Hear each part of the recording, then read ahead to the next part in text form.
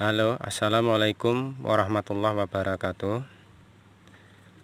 Ketemu lagi dengan saya dalam channel Mbak Kajo. Mudah-mudahan kita selalu dalam lindungan Tuhan Yang Maha Esa, dimudahkan rezekinya dan dilancarkan segala usahanya. Amin. Hari ini saya sedikit mau berbicara pengalaman ya lur, tentang bagaimana caranya untuk menjual ketengan beras.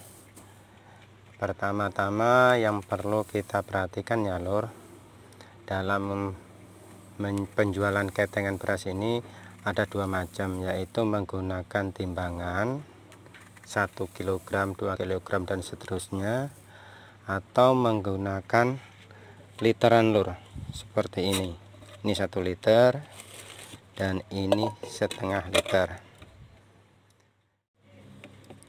Kalau ngetengnya menggunakan literan lur, yang perlu kita perhatiin adalah perbandingan dengan kilogram ya lur. Kita kan biasanya beli di agen itu beras itu dalam bentuk satu karung yang isinya biasanya lebih kurang 50 kilo ya.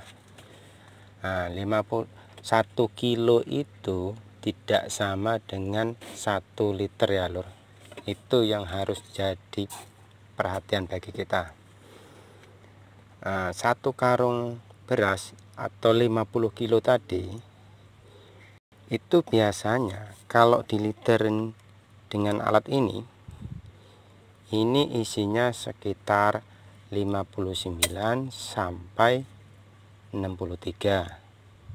Loh, kok bisa ada perbedaan 59 sampai 63 per karungnya?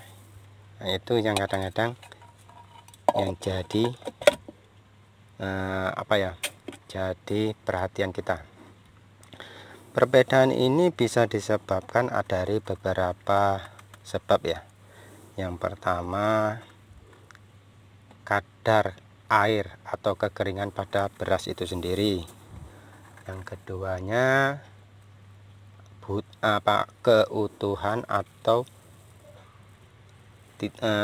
butiran patahnya ya lur pada beras. Jadi contohnya begini,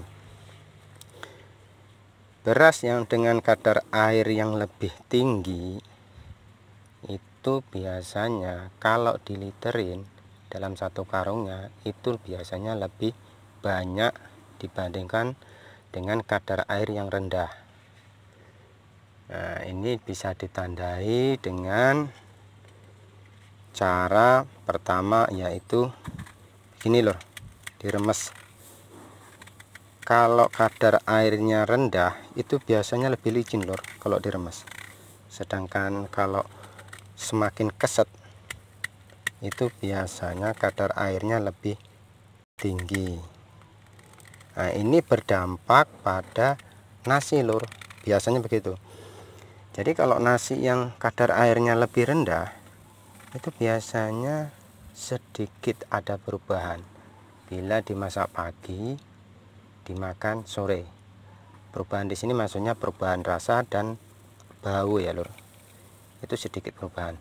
Sedangkan dengan kadar air tinggi itu biasanya banyak risikonya ya, lebih banyak ataupun lebih besar risikonya ada perubahan rasa dan bau.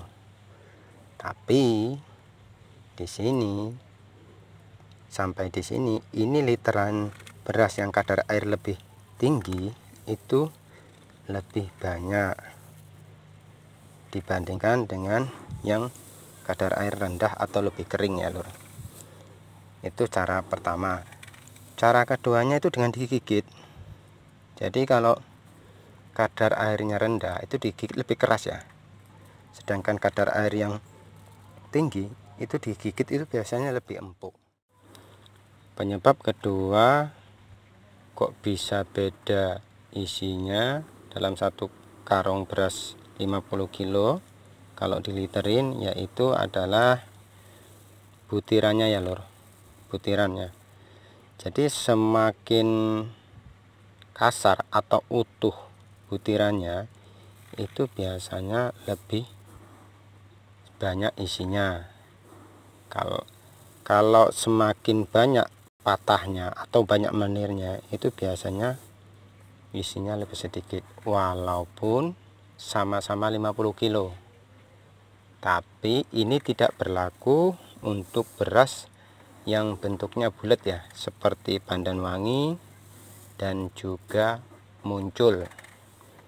Nah, untuk beras yang kayak gini, beras Muncul dan Pandan Wangi itu walaupun utuh lor, itu biasanya isinya tetap sedikit karena dia bentuknya kecil dan bulat. Jadi kalau diliterin itu bahasa di sini itu lebih ringkas ya, isinya jadi sedikit. Nah begitu lor. Jadi dengan alasan-alasan pengalaman tadi, kita bisa menentukan beras itu mau dijual harga berapa per liternya. Jadi kita itu tidak mengalami kerugian atau salah perhitungan, karena kan nggak mungkin kita itu belanja sampai rumah kita literin semua, kan nggak mungkin ya loh. Jadi kita ngambil perhitungan rata-rata aja dengan cara itu tadi, perbandingannya kadar air sama butirannya itu kasar atau halus, itu ya lor ya. Jadi beras mana yang harus kita jual atau kita sediakan? Nah, menurut pengalaman saya lor, sebaiknya kita sediakan dua jenis barang tadi, yaitu beras yang lebih kering dan beras yang lebih basah atau kadar airnya lebih tinggi. Ini bermaksud supaya konsumen dapat memilih mana yang dia suka, sehingga konsumen itu tadi tidak lari atau belanja ke tempat toko lain. Jadi cukup sekian dulu lor, sharing-sharing pengalaman. Semoga dapat diambil manfaatnya. Kalaupun ada, mohon maaf kalau ada kesalahan tutur bahasa. Assalamualaikum warahmatullahi wabarakatuh.